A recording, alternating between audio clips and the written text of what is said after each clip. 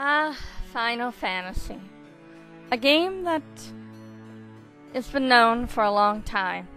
Final Fantasy was created by Square in 1987 as a last-ditch effort to save their company from bankruptcy.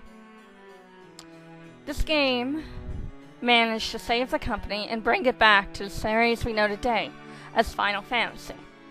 Without this gem, there would be no Final Fantasy. Final Fantasy did change some things in the RPG franchise. No, it did not create it. It only created a few tropes that we know today. So let's get to it. Final Fantasy II out of the way. It's time for Final Fantasy I's had its due. This is a review. Let's get started. The game had a lot of care put into it as it was made on a low budget with a small team that basically was going with the mindset that they could possibly lose their job after this game. So each area is put with care and created with care. Even on the world map, you can explore around and see some continents, if you look at a map, happen to be shaped like something, like a bird, etc. As a way of design. The monsters of Final Fantasy I are basically a bestiary of Dungeons & Dragons, which also is where the battle system stems from. Or D&D. That's basically the bestiary for Final Fantasy. The battle system is really fun, challenging, and unique. It carries over to a few more Final Fantasies before it's retired. Till then. Unfortunately, every time, the battle text speed can be really, really slow, for the game does not save memory of what your last battle speed was. Therefore, you have to put it back up every time you start the game back up. As fun as the battle system is, it can be a little tedious and difficult at times, and unforgiving. Each class has a special spell or uniqueness. Although, there are spells that just don't work at all. As fun as it is, there are just mechanics that just don't work.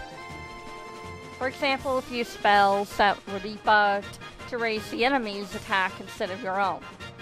Or the enemy's speed instead of your own. Or spells that just don't work. Or constantly attacking and having an ineffective. However, as annoying as it is, it did give the game some of its charm. Being so bugged and so held together by a string sometimes, and so unforgiving.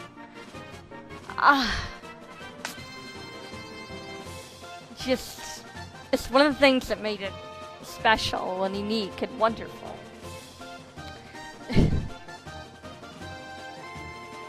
As the characters, each character is an avatar that basically the player can put their own imagination that they have in their head of who that character is to them. So, no, it doesn't really have a story.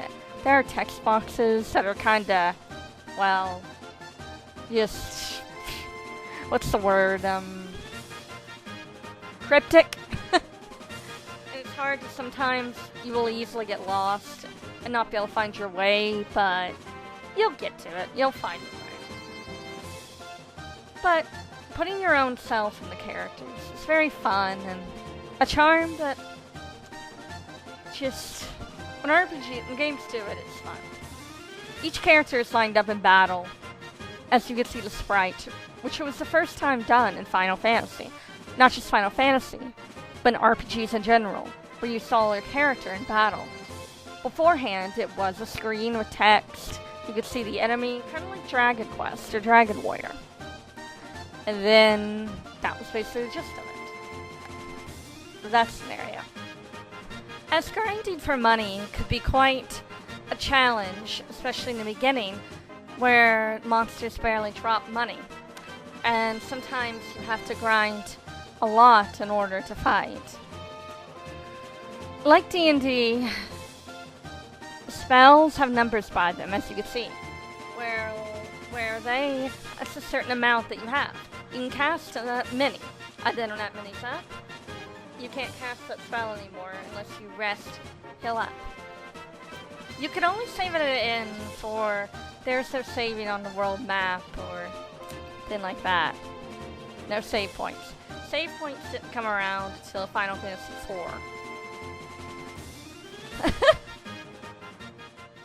Now as I'm talking about stuff like this, don't get me wrong, I absolutely adore this game. It's in my top 10 my top Final Fantasies. Yes, it is. It's a special gem.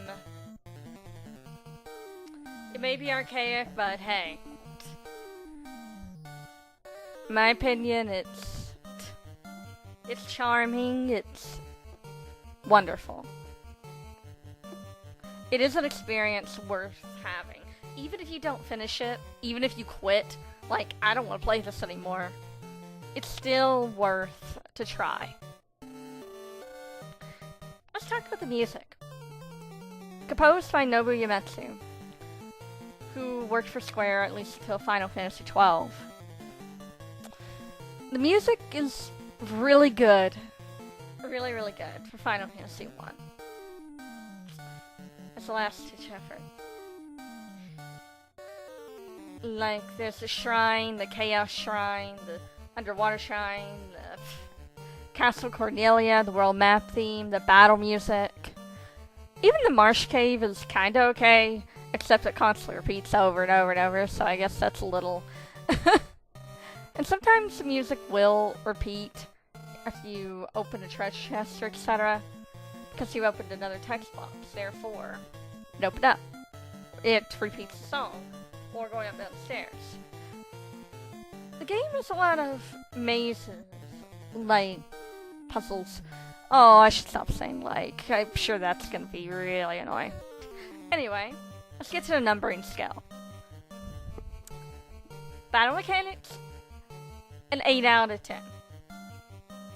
They're good, but they're better than 2, definitely.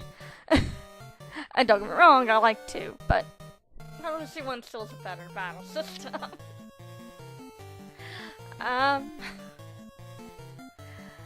But it's not the best either. But it does get better as it goes on for the series. 8 out of 10 for the battle system. The music easily has a 10 out of 10. Even if the Marsh Cave one was a little annoying sometimes, because of its constant repeating. Characters and story I refuse to rate, because I don't find that fair at all, because it's an old game. They didn't have much time or space or anything like that. You couldn't really expect something like... I mean, in Final Fantasy II they tried with story, but... Anyway. So, we'll be wrapping up soon with this review. Overall, I'll give Final Fantasy I an 8 out of 10. An 8 out of 10? Why an 8 out of 10? Well, as wonderful as it is, and as a piece of Final Fantasy it is, the beginning, there are still some issues it has. But it's fun, playable, half the time. It was a wonderful experience, and I loved it. Every minute of it.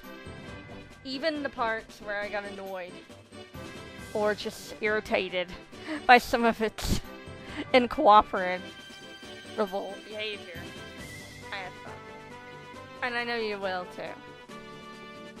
Again, even if you don't like it, I still recommend at least trying it. But anyway, I'm sure you're sick of hearing about it, so I'll leave this out. Just from anyone. Signing off. one last thing to say, and I suppose that's the end. Goodbye and farewell. For now. May the orbs always shine.